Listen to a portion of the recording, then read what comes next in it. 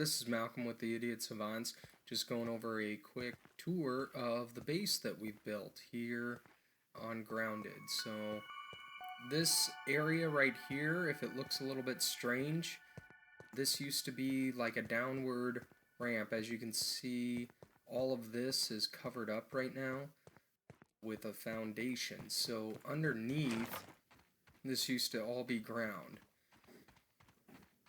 And so this used to actually slant all the way down, and I would come up to this. So, and then over here, we had like a little exit tunnel, the outside of the base. We always close the doors, that's just our rule. That way no enemies can get in. And so the main base used to be all of this. Then we got the mushroom update and we upgraded our wall to this. Still a work in progress.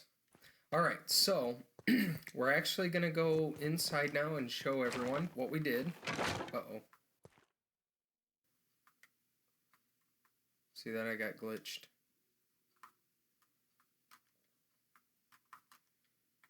Oh, that's funny. Okay. And so this is the main level. And this used to just all be one large story, like single room building. We used to have just a single jerky rack over there on the top of the clay foundation. We used to have dew catchers strung along this wall, along with our acorns right here. And then along here, we had our mushroom patch, where we'd grow our mushrooms and other miscellaneous items. This area here was always the main bedroom, where I had a bed. Funny story about this Pebblet foundation. When I was going through redoing the outside with Pebblet, all of this is originally clay because they didn't have Pebblet foundation when I first started playing. And then accidentally built over that, and by building over that, the bed that was here and the pet house just disintegrated. And I just never actually got around to replacing the pet. Over in here, this was also the second bedroom for when Malachi and I would play. Also, it turned into the clay, or the mushroom brick grinder, as well as the oven, brick oven, or the oven to make our mushroom bricks. So, this is the upstairs.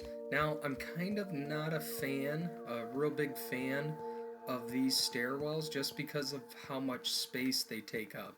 And trying to move things around in order that it fits really good, I'm just not a very big fan of it. That's why on this next level here, to go up to our next floor, we just used a bounce web, so it's kind of like an elevator in order to reach the third level. And so, as you can see, we moved our mushroom patches up here. This is a good supply of food, and so that you're able to have plenty of food in stock. And the nice thing is once these are done growing and you pick all of them, you only need 9 of them, or how many ever garden patches you have, in order to get the next batch going. Usually it takes about 48 hours for plants to grow. Tastes good. You can also grow grass planks if you really wanted to. Not that I wouldn't recommend that, just because they're everywhere.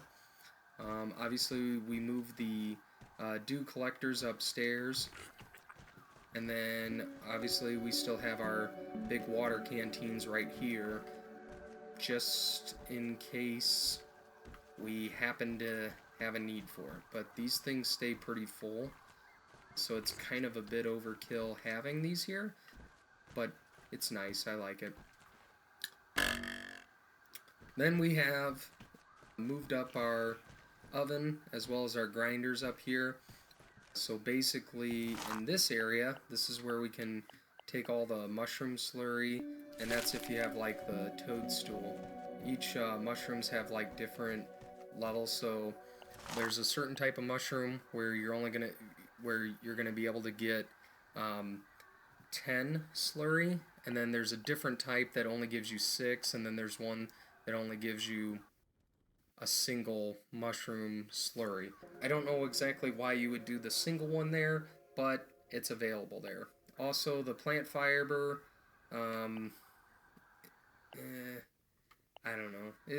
It's alright. Like, to make some plant slurry, that's cool. Like, if you really are in need of some plant fiber, but those are pretty easy to come by since there's a lot, so there's really no point in really kind of having that stuff. This is also a good source of food for your pets, so if you do happen to have pets, you can drop these along and they can eat these.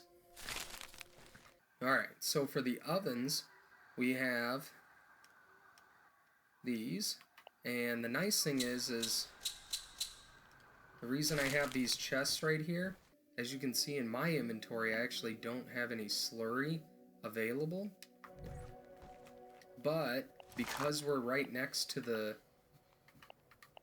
chest that does have the slurry, you don't have to dig through and pull all that out. It'll automatically pull that stuff for you. And so you get a lot more slurry made with these grinders at a faster rate than the oven makes the bricks.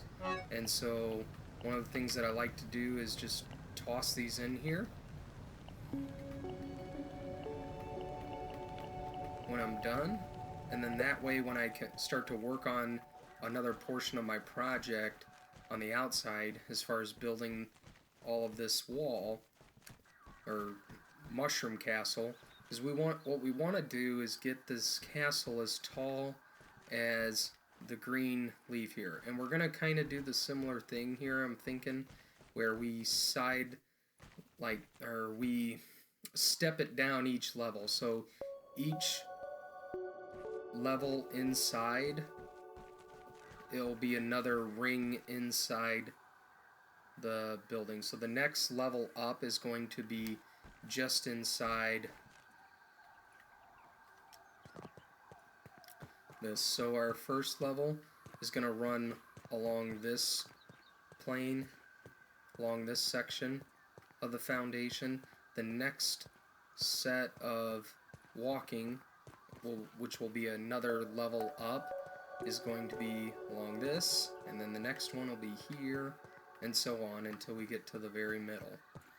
Eventually all of this will more than likely come down, and then we'll start to work on the inside here.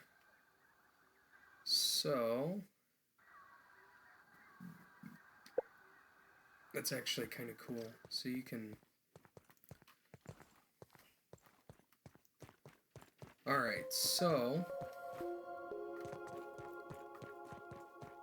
let's see here.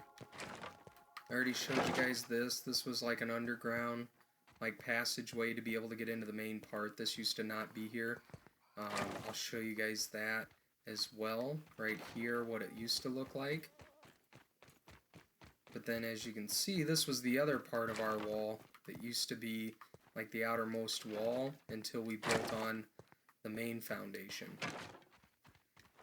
And so it used to just be the wood fortress there. None of this mushroom brick until we got the mushroom brick update.